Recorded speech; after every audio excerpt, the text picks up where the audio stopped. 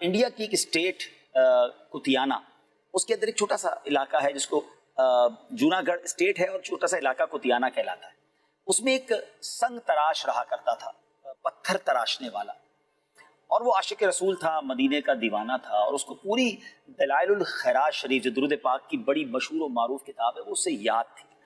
تو وہ اس کا معمول یہ تھا کہ جب بھی کوئی پتھر تراشتا تھا تو دلائل الخیرات شریف کا ایک باب جو ہے وہ پڑھ لیا کرتا تھا، یعنی درود پاک اس کی زبان پر جاری رہتا تھا. اس واقعے سے آپ کو درود پاک کی فضیلت کے بارے میں بھی معلوم ہوگا.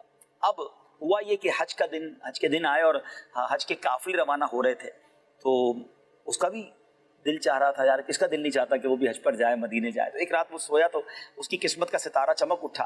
نبی پاک صلی اللہ تعالیٰ علیہ وسلم خواب میں تشریف لائے اور فرماتے ہیں کہ نبی پاک علیہ السلام اسے گنبد خضرا اور مسجد نبوی شریف کا دیدار کروا رہے ہیں، اور فرمایا کہ ایک مینار جو تھا اس کا ایک پتھر جو ہے وہ شکستہ ہے، ٹوٹا ہوا ہے. تو نبی پاک علیہ السلام نے جو فرمایا، لبھائے مبارکہ کو جنبش ہوئی اور کچھ اس طرح فرمایا کہ دیوانے وہ دیکھو، ہمارے نور بار مینار کا ایک کنگرا، یعنی ایک چھوٹا سا کنکر کہہ لیں، پتھر کہہ لیں، ٹوٹا ہوا ہے. تم ہمارے مدینے آؤ اور اس پتھر کو، اس کنگرے کو دوبارہ اثر نوٹ بنا دو یا اس کو ٹھیک کر دو. اب یہ بیدار ہوا، سوچنے لگا کہ نہ میرے پاس پاسپورٹ ہے، نہ ویزا ہے، نہ رخت سفر ہے، اور میں کیسے جاؤں. مگر اس کے عشق نے ڈھارس بندائی کہ جب بلایا آقا نے خود ہی انتظام. یہ اس نے اپنا سامان باندھا، اوزار بھی لیے، اور اس زمانے میں پور بندر کی، ہند میں ایک بندرگاہ تھی، پور بندر کی بندرگاہ سے جہاز روانہ ہوتے تھے مدینے کی طرف، تو جدہ کی طرف. تو وہ اس بندرگاہ پر چلا گیا. اب وہاں ایک عجب منظر تھا کہ ایک حاجیوں کا سفینہ جو ہے، جہاز ریڈی ہے اور لنگر بھی اٹھا دیے گئے ہیں، مگر وہ جہاز جو ہے وہ چلنے کے لیے تیار نہیں. اچھا، جہاز تھوڑا ڈیپ سی میں ہوتا ہے، درمیان میں ہوتا ہے، سمندر کے کنارے چھوٹی کشتی کے ذریعے نارمل بازو کا لایا جاتا ہے. جہاز وہاں تک پہنچ گیا تھا اور اب سٹارٹ نہ ہو. کسی نے دیکھا کہ دور ایک حاجی لگ رہا ہے جس کے پاس سامان بھی اور وہ رہ گیا ہے. تو آواز لگائی گئی کہ وہ ایک ساتھی ہمارا رہ گیا ہے. تو چھوٹی کشتی بھیجی گئی، اس دیوانے کو اس کشتی کے ذریعے جہاز پہ سوار کیا گیا، اور جیسی وہ جہاز پر سوار ہوا، جہاز سٹارٹ ہو گیا. نہ کسی نے پاسپورٹ پوچھا، نہ کسی نے ویزا پوچھا، اور یہ جناب سفینہ جدہ شریف پہنچ گیا. یہ عاشق رسول درود پڑھتے پڑھتے مدینے پہنچ گیا. اب جب وہ مدینے پہنچا تو وہاں مدینے کے مسجد نبوی شریف کے جو خدام تھے، جیسے ہی اس کو دیکھا، کہا وہ آ گیا جس کے لیے میں بتایا گیا تھا. گویا انہیں بھی خواب میں بتا دیا گیا تھا کہ کون آ رہا ہے. اس کی استقبال کی تیاریاں تھیں. اب اس نے جب جا کر دیکھا تو وہی بنارا جو خواب میں دکھایا گیا تھا، اس کا پتھر وہاں سے شکستہ تھا. اب اس کو حکم دیا گیا کہ آپ نے وہ جا کر بنانا ہے. رسی باندھی اور گنبد خضرا کے ساتھ والے مینار پہ وہ اوپر چڑھا.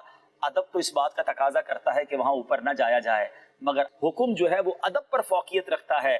اب یہ آگے جا کر اس دیوانے نے اس پتھر کو بنایا، مگر اس دیوانے کی معراج دیکھیں، اس کی بیتاب روح نے جب گنبد خضرا کا اتنا قرب پایا تو اس کی روح نے اب واپس آنے سے انکار کر دیا. اور جب اس کو رسیوں سے نیچے لایا گیا تو دیکھنے والوں کی چیخیں بلند ہوئی کہ وہ عاشق رسول جس کو اس کام کے لیے ہند سے بلایا گیا تھا، اب اس کی روح جو ہے وہ گنبد خضرا پر نچھاور ہو گئی تھی. تو ناظرین، یہاں ایک بات پتہ چل رہی ہے کہ اگر سچی تڑپ ہو، درود پاک کی کثرت ہو، تو بہانہ بن جاتا ہے، راستے کھل جاتے ہیں، ویزا، پاسپورٹ اور اسباب بھی بن جاتے ہیں. ہم نے بہت سارے ایسے لوگوں کو دیکھا ہے کہ جن کے پاس دنیا کا بہت مال و دولت ہے، ساری دنیا دیکھی ہے مگر مدینہ نہیں دیکھا. اور ہم نے ایسے بھی دیکھے ہیں جن کے پاس اپنا گھر نہیں ہے، بظاہر مال و دولت نہیں ہے، اور اگر آقا نے بلایا ہے تو وہ مدینے پہنچتے ہیں، اور کئی بار پہنچتے ہیں. تو شاعر کہتے ہیں نا، کہاں کا منصب،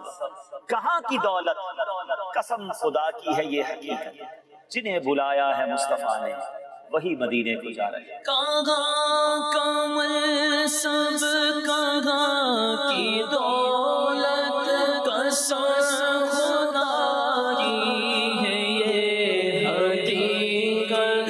کہاں کا منصب، کہاں کی دولت، قسم خدا کی ہے یہ حقیقت. جنہیں بلایا ہے مصطفیٰ نے وہی مدینے کو جا رہے ہیں. جنہیں بلایا ہے مصطفیٰ نے وہی مدینے کو جا رہے ہیں. آج کا